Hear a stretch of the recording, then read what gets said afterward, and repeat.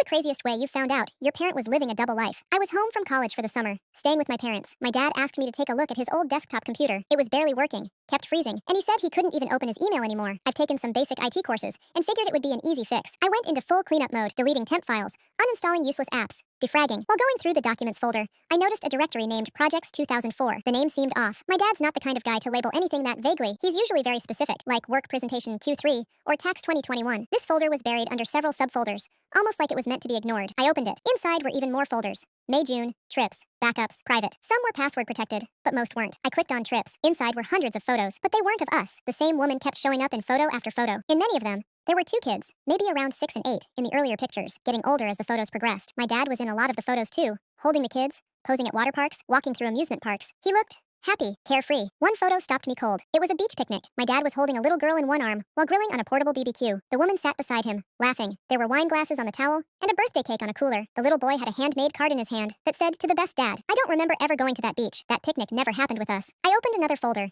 this one full of videos.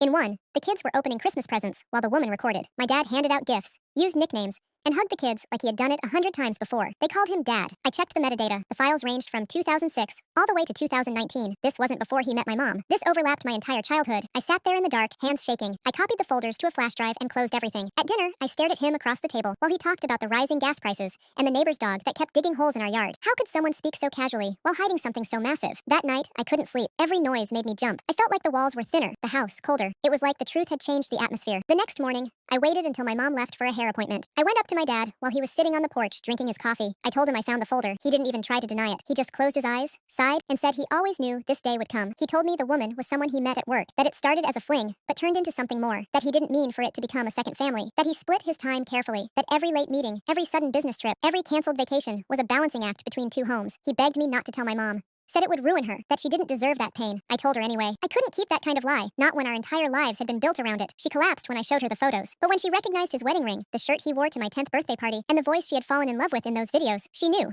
The house hasn't been the same since. My brother refuses to speak to me. He says I should have waited until he graduated, that I broke the family too soon. He hasn't spoken to our dad either, but somehow he's more angry at me. My dad moved out last night. He packed in silence, didn't even look me in the eye, left a single envelope with some money, and a letter I still haven't opened. Now I keep replaying everything, all the missed recitals, the work trips, the vague excuses, the birthday he forgot in 8th grade. I thought he was just stressed. I thought he was tired, but really, he was celebrating someone else's birthday, watching someone else blow out candles while we waited for a call that never came. He had a second life, a second family, and he kept it hidden for 13 years.